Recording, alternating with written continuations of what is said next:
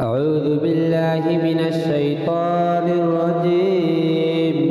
بسم الله الرحمن الرحيم. يا أيها المزمل قم الليل إلا قليلا نصفه أو انقص منه قليلا أو زد عليه ورتل القرآن ترتيلا إنا سنلقي عليك قولا ثقيلا إن ناشئة الليل هي أشد وطئا وأقوم قيلا إن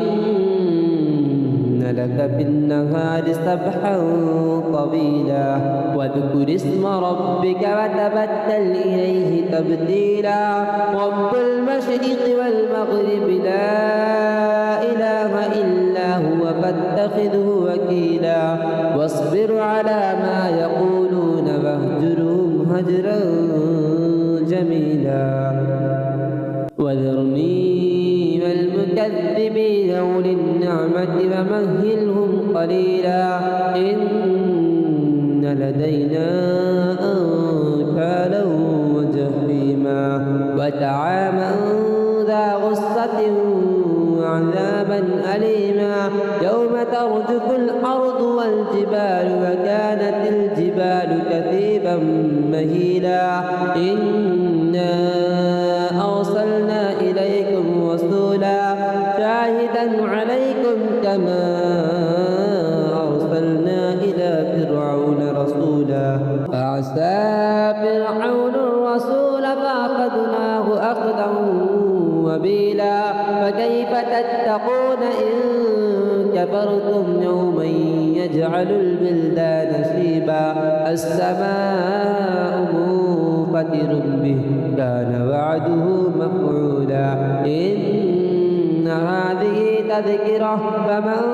شاء اتخذ إلى ربه سبيلا إن ربك يعلم أنك تقوم أدنى من ثلثي الليل ونصفه وثلثه وطائفة من الذين معكم والله يقدر الليل والنهار علم أن لن تحصوه فتاب عليكم فاقرؤوا ما تيسر من القرآن علم أن سيكون منكم مرضى وآخرون يضربون في الأرض يبتغون من فضل الله وآخرون يقاتلون في سبيل الله فاقرؤوا ما تيسر منه وأقيموا الصلاة وآتوا الزكاة وأقرضوا الله قرضا حسنا وما تقدموا لأنفسكم من خير